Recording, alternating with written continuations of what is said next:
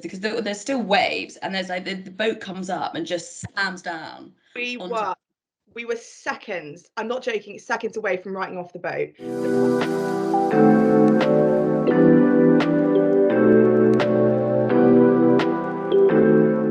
What inspired you both to take part in the Talisker Whiskey Atlantic Challenge? So actually, it's an interesting one. So I work for Diageo, who owns Talisker. So I'd always seen it sort of in the office. And it was something that I'd always wanted to do. And then there was actually a male colleague who said that he was doing it. So once he said that he was doing it, I was like, well, if you can do it, I can too. And the only person that I would ever do it with is Jessica Oliver. And we had done a few challenges together before, and kind of, I think what we love to do is we love to find something new that we have no idea what to do and how to do it, and then throw ourselves in at the deep end. Like we did the White Collar Fight Club, which you learn to box over 3 months, and then you get out and you fight in front of 1,500 people. And it was almost after that I said to Jess, we need something bigger, we need something better. And I said, how about the Talisker Whiskey Atlantic Challenge? And you said, yes. I said, no. I said, absolutely not. Are you joking? I said, we have never rowed before and we know nothing about the ocean. Actually, you had said it to me before we did the boxing. You said, yeah. And I was like, you can see it on our messages. I was like, no, I'm not doing that on the speedboat. And then when we did the boxing, it was, okay, we need something bigger. And we wanted to raise money for homelessness. That was going to be the goal. And we just needed the challenge. So then Charlotte reintroduced the Talisker Whiskey Atlantic Challenge. I was like, oh, what great idea, Charlotte. Did you experience any life or death situations during your Atlantic Challenge? I think we did. I mean, in the sense of I don't think we would have died, but it was, we actually capsized at 3 a.m. in the middle of, there was massive swells, like 20-foot swells, huge waves. And there was just, I was on the oars and Jess would just almost switched over on the shift pattern, and I'd got on. It was kind of okay. We were going through it. And then I just heard like this engine jet of noise from my left. And I look and I see this massive white wall of water coming at me at the fastest pace I've ever seen. And I was like, here we go. It's done. You get flattened. The boat gets absolutely flattened. So thrown into the water. I kind of liken it to being jumping in, it was actually quite warm, the water, but it's like jumping in a pool with your clothes on. And then you're under the water because you're being pushed under because of the boat. And you're like, God, I hope my harness works. And then that was the only thing that I kind of thought about. And the boat right sizes. I then pop up and hold the boat, and Jess swings open the cabin, naked as the day she was born. It's like, are you okay? Yeah. And I'm like, yeah, I'm fine. And then she kind of comes over. She grabs hold of my harness, and I almost say it was like one-handed, lifts me over and is like, get in the bow cabin, get dry and get comfy. Yeah. But I think what was funny, and then she jumps on the oars. So within 3 minutes, sorts out the auto helm, which is sort of like the automatic steering, gets on the oars, and within like 3-5 minutes we're going again. But it's a completely different story from the bow cabin version. Then Charlotte opens her hatch 20 minutes later. She's like, I'm a bit bored. Can I go back on the oars now? I was like, are you sure? Are you sure you want to go back on the oars? Like, you've just been in the water. You're like, yeah, I'm quite liking the look. It was great. It was amazing. So she's back on the oars within like 20 minutes. It was great. It was great teamwork, actually. It was awesome. I think the good thing about that situation, though, is we'd had a hairy day in the sense that there'd been a lot of the auto helm had gone wrong.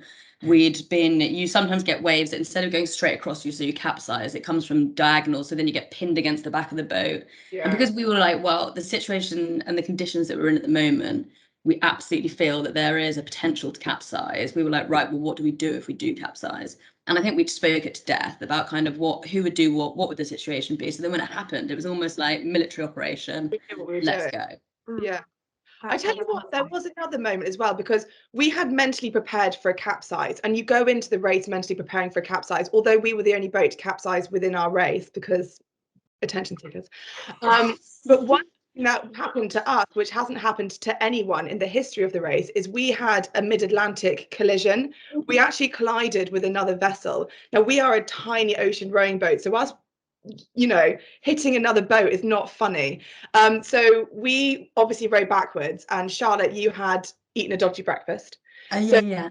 and this never happened either. So she was sick, and we weren't sick really across the whole crossing, but didn't you? You went over the side of the boat to throw up, and she looked up and saw this absolutely gorgeous star. And when you like, I'm going to take a photo of this star. Well, I basically, this was almost, I would say we were about a day out from Antigua. So we were like at the end, we were like, right, this is absolutely brilliant. And I had a dodgy breakfast. I was like, you know what, I'm just going to try and throw up because this isn't comfortable. And yeah, I looked to my right and I was like, that's a beautifully blue star. I was like, is it blue or is it white? And I'm like taking my phone out and I'm taking pictures and it's getting closer and closer. And I'm like, and I'm like, maybe we've reached Antigua. And I'm like, okay. And then I say Jess. And then I'm like, okay, no, Sunny. I'm like, oh, Christ, it's actually a boat. I'm like, Jess. And she gets that and she's like, that's a star, Charlotte. And I'm like, no, it's a boat. And then within, I think, I would say, 30 seconds, we could almost see the outline of the boat. And we were going to it. And Jess then gets on the oars. I get on the manual steering because you can override the automatic steering. So I was like pulling as hard as I could on like one rope, and we swing, and I just see this like because there's still waves, and there's like the boat comes up and just slams down. We were seconds, I'm not joking, seconds away from writing off the boat. The problem is we have a navigation system. So if there are other boats around, we get alerted. But this boat didn't have a navigation system. So we weren't alerted, and we were going like this. So we went, that to me is the life and death. That was like, but it would have been so classic us to have gotten to one day out. Yeah. So close. I find it weird. I mean, if Charlotte hadn't eaten the dodgy breakfast and been sick, it happened the entire crossing in that exact moment at the exact time within that exact time frame, we would have been. We probably would have broken our boat. Wow. The rowing challenge involved 3,000 miles through choppy waves. How has the experience changed you both as people? I think for myself, I have a lot more confidence in my ability to just get it done.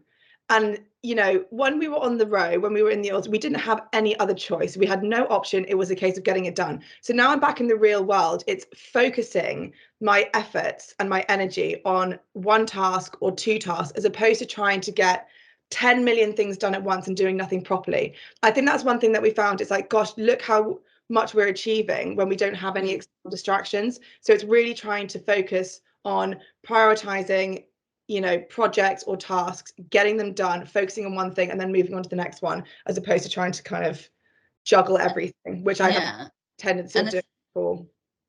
Yeah, no, I love that.